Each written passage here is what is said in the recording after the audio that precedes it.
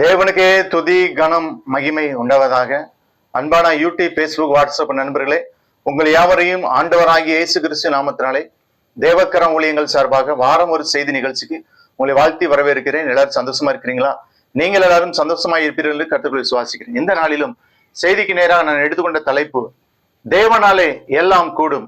தேவனாலே எல்லாம் கூடும். அதற்கு ஆரம்பம் எடுத்துக்கொண்ட வசனம் மார்க்கு 10:27 இயேசு அவர்களை பார்த்து, மனுஷரால் இது கூடாததுதான், தேவனால் இது கூடாதல்ல, தேவனாலே எல்லாம் கூடும் என்றார். பிரியமானவர்களே, சில காரியங்கள் நிறைவேறக்கூடிய வாய்ப்பே இல்லை.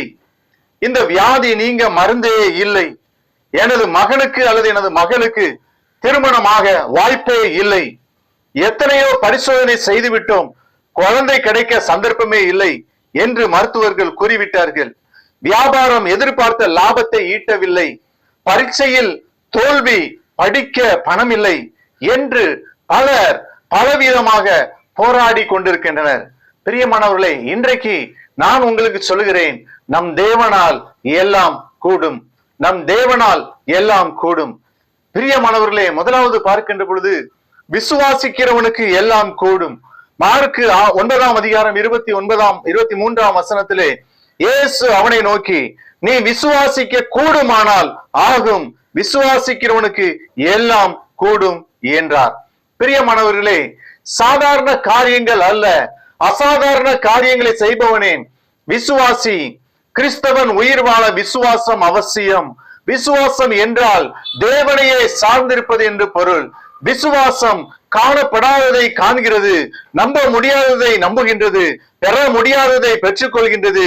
ஜபம் செய்வதற்கும் விசுவாசம் தேவை. எபிரேயர் 11:1 விசுவாசமானது நம்பப்படுகிறவர்களின் உறுதியும் காணப்படாதவர்கள் நிச்சயமாய் இருக்கிறேன் என்று சொல்லி நாம் பார்க்கிறோம்.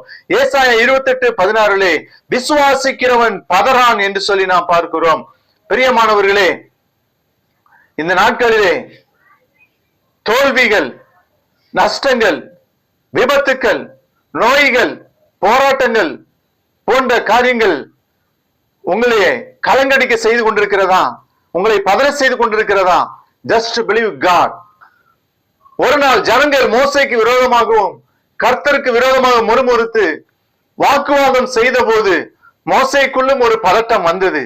ஆகவே கண்மலையோடு பேசும்படி கட்டளை பெற்ற அவர் பதறி போய் கண்மலையை அடித்து விட்டார். இதன் விளைவாக மோசையினால் கானானுக்குள் பிரவேசிக்க முடியவில்லை.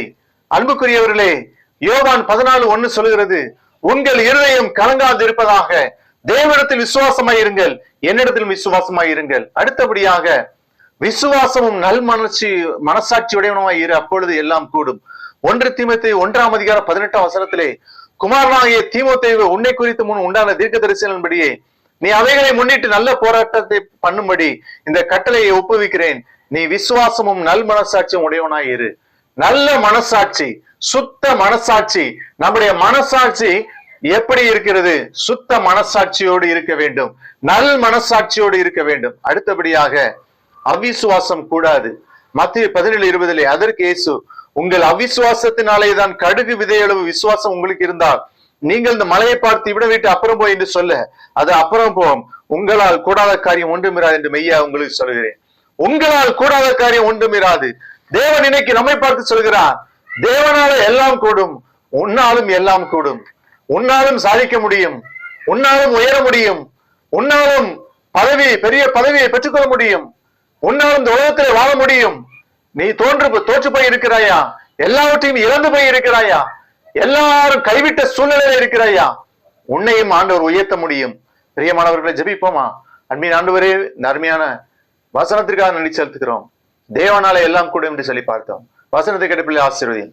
இயேசு நாமத்தில் ஜெபிக்கிறோம் நல்ல பிதாவே. தேங்க்யூ.